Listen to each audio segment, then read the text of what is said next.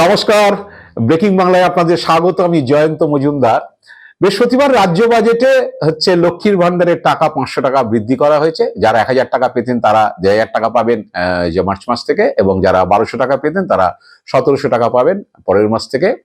তো এই ঘোষণা হওয়ার পরেই শুভেন্দু অধিকারী নিশ্চয়ই একটুখানি কি বলে মাথার চুলটুল খারাপ হয়েছে, এবং তিনি যে রাতারাতি শুনলাম যে পার্টির কোনো অনুমোদন ছিল না বা পার্টি নেতারা কেউ কিছু বলেননি, তিনি নিজে থেকেই ঘোষণা করেছেন যে বিজেপি ক্ষমতায় আসলে রাজ্যে লক্ষ্মীর ভান্ডার 3000 টাকা করে দেওয়া হবে।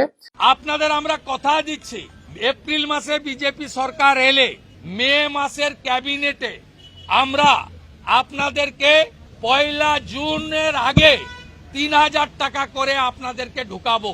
এটা মিনিমাম, এটা আমাদের সংকল্পপত্র কমিটি সামগ্রিক বিষয় থেকে বাড়াতে পারে, কমবে না।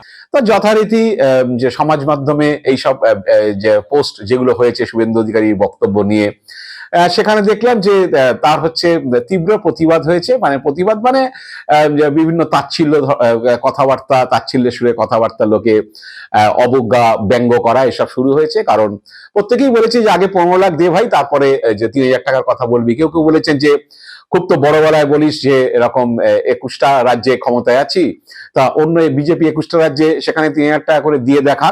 তো এইসব হয়েছে যে আগে দিতে হয় তারপরে বলতে হয়।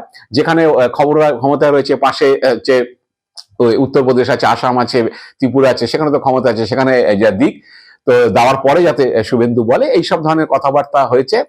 তো যেটা হয়েছে স্বভাবতই আপনারা জানেন যে 3000 টাকার কথা বলাতে শুভেন্দু তৃণমূলের পাল্টা কাউন্টার করবে। কারণ তৃণমূল পরিষ্কার বলবে যে তুমি এখানে ক্ষমতায় আসেনি, এখন তুমি মানুষকে লোভ দেখাচ্ছ, প্রলোভন দেখাচ্ছ। তুমি 21টা রাজ্যে ক্ষমতায় আছে বলে জাহির করো, তো 21টা রাজ্যে চালু করো না, কেউ তো আপত্তি করেনি। এবং বিজেপি যে 4-5টা রাজ্যে এই যেটা আগে বিজেপি ভিক্ষা টিক্কা বলতো লক্ষ্মীর ভান্ডারকে, সেই ভিক্ষাবৃত্তিতেই বিজেপি নেমে পড়েছে। অন্তত মধ্যপ্রদেশ 2023 সালে মধ্যপ্রদেশের নির্বাচনের আগে থেকে সেখানে লাডলি ব্যাংক যোজনা চালু করেছে, এবং সেখানে লাডলি ব্যাংক যোজনা চালু করার পরে ভোটে ভালো ফলাফল করার পরে তারপরে মহারাষ্ট্র, আপনারা জানেন উড়িষ্যাতে, যে বিভিন্ন স্টেটে, বিহারেও দিয়েছে। সম্প্রতি যে নির্বাচন হয়ে গেল, এককালীন 10,000 টাকা মহিলাদের দেওয়া হয়েছে। তো এরকম আরো 4-5টা রাজ্যে বিজেপি চালু করেছে। এবং সবচেয়ে ট্র্যাজেডি হলো যে দিল্লি নির্বাচনে 1 বছর অতিক্রান্ত হয়ে গেছে। দিল্লি নির্বাচনের আগে বিজেপি বলেছিল যে মহিলাদের 2,500 টাকা করে দেওয়া হবে। ওই মহিলাদের যেসব সামাজিক সুরক্ষা প্রকল্প স্কিম, মানে লক্ষ্মীর ভান্ডারে যেটা টুকলি করে বিজেপি করছে, তো সেটা 1 বছর হয়ে গেছে, ভোটে জেতা হয়ে গেছে, ওই সব বুলেট হলে এখন 1 বছর অতিক্রান্ত হয়ে যাওয়ার পরও সেখানে চালু করেনি। সভাপতি তৃণমূল এগুলো নিয়ে কাউন্টার করবে। ইতিমধ্যেই মমতা বন্দ্যোপাধ্যায় বলে যে বিজেপি যে 4-5 রাজ্যে মহিলাদের টাকা দেওয়া প্রকল্প নিয়েছে, সেখানে সবাই সেই প্রকল্পে অন্তর্ভুক্ত হতে পারছেন না। যাদের কি বলে মাথার উপর ছাদ আছে বা অন্যান্য যে সমস্ত কিছু ক্রাইটেরিয়া বেঁধে দেওয়া আছে, সেগুলো থাকলে তারা পাবেন না। কিন্তু বাংলাতে সমস্ত মহিলাই পান, তিনি যে স্তরেরই হোক, যে সামাজিক যে শ্রেণী থেকেই আসুক, একদম গরিব থেকে বড় লোক সবাই পান। কিন্তু অন্যান্য রাজ্যে বিজেপি যেখানে চালু করেছে সেখানে এগুলো হচ্ছে না, সবাই পাচ্ছে না। উইকার শ্রেণী বলে তারা দিচ্ছে কিছু সংখ্যক মহিলাকে। তো শুভেন্দুর এই 3000-এর গল্পটা যে খাবে না সেটা বিজেপি নেতারাও জানেন। আমি বঙ্গ বিজেপি নেতাদের সঙ্গে আজ সকালেই কথা বলছিলাম, তারা বললো যে এগুলো অবাস্তব কথাবার্তা। কারণ আমাদের এখনো সংকল্পপত্র, মানে বিজেপি যেটা নির্বাচনী ইস্তাহার যেটা বলে, সেটা এখনো তৈরি হয়নি। সেখানে কি প্রতিশ্রুতি দেওয়া হবে না হবে সেটা ইস্তাহার কমিটি তৈরি করে উপরে যারা পর্যবেক্ষক আছে, কেন্দ্রীয় নেতারা আছেন, তারা সেটা বসে ঠিক করেন। বসে ঠিক করার পরে সেগুলো ঘোষণা হয় যে আমরা ক্ষমতা আসলে এগুলো দেবো, এই প্রতিশ্রুতিগুলো দেবো। শুভেন্দু নিজের মতো করে বলছেন, পার্টি কোনো কারো কোনো এটাতে সায় নেই বা পার্টির কোনো সিদ্ধান্ত নয়। তিনি তার মতো করে বলছেন, কিছু অবাস্তব কথা বলছেন। বিজেপি নেতাদের যা কথাবার্তা শুনলাম, বললো যে এই 1500 টাকা পশ্চিমবাংলা যদি লোকসভা আসনের ভিত্তিতে দেখেন, পশ্চিমবঙ্গ হলো ভারতবর্ষের লোকসভা আসনের ভিত্তিতে 3য় বৃহত্তম রাজ্য, উত্তরপ্রদেশ মহারাষ্ট্রের পরেই। তো এখানে এই 1500 টাকা করে 2,40,00,000 মহিলাকে যে দিতেই হচ্ছে প্রায় 42,000 কোটি টাকা খরচা বাৎসরিক। 3000 টাকা হলে এটা 84,000 কোটি টাকায় দাঁড়াবে। তো তখন শুভেন্দুর কাছে নিশ্চিতভাবে প্রশ্ন আসবে যে এই টাকা সংস্থান কোথা থেকে করবেন। তো এইসব মানে বিজেপি নেতারাই বলছেন, ও আজগুবি বকে যাচ্ছে, ওকে বকতে কি আছে, বকতে তার জিএসটি লাগে না, যে কথার উপর তো জিএসটি নেই, বলে যাচ্ছেন। এতে হচ্ছে মানুষ বুঝতে পারছে এগুলো বুজরুকি দিচ্ছে, এগুলো প্রলোভন দেখাচ্ছে, এর বাইরে অন্য কিছু নয়। আর তাছাড়া তৃণমূল প্রশ্ন তুলবেই যে তুমি 21টা রাজ্যে ক্ষমতা আছো, সেখানে আগে চালু করো, তুমি উত্তরপ্রদেশে চালু করো, গুজরাটে চালু করো, রাজস্থানে চালু করো, যেসব জায়গা আছে সেখানে তো আপত্তি করেনি, কেউ বারণ করেনি, তুমি সেখানে চালু করছো না, তুমি বলছো এখানে ক্ষমতা আসলে চালু করবে, কথা মানুষ বিশ্বাস করে না। প্লাস হচ্ছে যে রাজনৈতিক পর্যবেক্ষকদের একাংশের মত যে যারা কেউ খাঁচার পাখি ছেড়ে দিয়ে হচ্ছে বনের পাখি ধরতে যায় না, যে প্রকল্প যে রাজ্যে যেখানে যে শুরু করে সে প্রকল্প যদি কন্টিনিউ করে, মানুষ হচ্ছে তার প্রতি আস্থা রাখে। কারণ কেউ 2,000 টাকা পাচ্ছেন এখন বা পাবেন ভোটের আগেই, তারা ছেড়ে 3,000 টাকার লোভে যদি যে যিনি দিচ্ছেন 2,000 টাকা তাকে হারিয়ে দেন, তারপর যদি 3,000 টাকা না পান তখন আঙুল চুষতে হবে। তা দিল্লির ঘটনাতে আরো বেশি প্রকট হয়েছে বিষয়টা, যে বিজেপি প্রলোভন দেখিয়ে ভোট নেয়, তারপর হচ্ছে তারা সেটা করে না। 1 বছরের উপর যে সময় গড়িয়ে গিয়েছে, কিন্তু এখনো দিল্লিতে চালু হয়নি। তো এইটা তো লক্ষ্মীর ভান্ডারের পোর্শন গেল। আমি যেটার কারণে বলছি যে লক্ষ্মীর ভান্ডার না, বিজেপি বৃহস্পতিবার দুপুর থেকে বিজেপির নেতাদের শুভেন্দু অধিকারী, শ্রমিক ভট্টাচার্য, সুকান্ত মজুমদারদের মাথার চুলটা যে কারণে খারাপ হয়ে গিয়েছে, সেটা হলো যে একটি প্রকল্প ঘোষণা হয়েছে যেটা বাংলার যুবসাথী নামে, সেটাতে বিজেপি নেতৃত্ব বেশি চিন্তিত। কারণ হচ্ছে ওই প্রকল্পে আপনারা জানেন যে 21 বছর থেকে 41 বছর পর্যন্ত যারা রয়েছেন, অন্তত ন্যূনতম মাধ্যমিক বা সমতুল্য পাস যারা কাজ পাননি, তারা 5 বছর পর্যন্ত বছরে মাসে 1,500 টাকা করে হচ্ছে ভাতা পাবেন। যে সংবাদপত্র সেটাকে বেকার ভাতা বলছেন। যাই হোক, মমতা বন্দ্যোপাধ্যায় সেটা যুবসাথী প্রকল্প বলেছেন, যে যারা 21 থেকে 41 বছর বয়স, তারা যদি যখন কাজ পাবেন না বা শিক্ষাগত কোনো স্কলারশিপ ছাড়া অন্য কোনো গভর্নমেন্টের প্রকল্পের মধ্যে তিনি নেই বা তিনি সেই যে টাকা পান না, তারাই একমাত্র এলিজেবল এবং তারা সেই টাকাটা পাবেন 5 বছর পর্যন্ত। তো এই ঘোষণাটাতেই হচ্ছে বিজেপি নেতারা মাথার চুল ছিঁড়ছেন, যে 21 থেকে 30 বিশেষ করে, বা 21 থেকে 25-26 এই বয়সে একটা বড় ভোটার রয়েছে, যে ভোটারটা হচ্ছে এই প্রকল্পে ঢুকে গেলে বা এই প্রকল্পে টাকা পাবো তারা মনে করলে, এবং তারা মনে করবেই, কারণ লক্ষ্মীর ভান্ডারের সময় 21 সালে যখন মমতা বন্দ্যোপাধ্যায় ভোটের আগে প্রতিশ্রুতি দিয়েছিলেন, ভোটের 3 মাসের মধ্যে তিনি সেটা চালু করেছেন এবং 5 বছর সেটাকে কন্টিনিউ করছেন।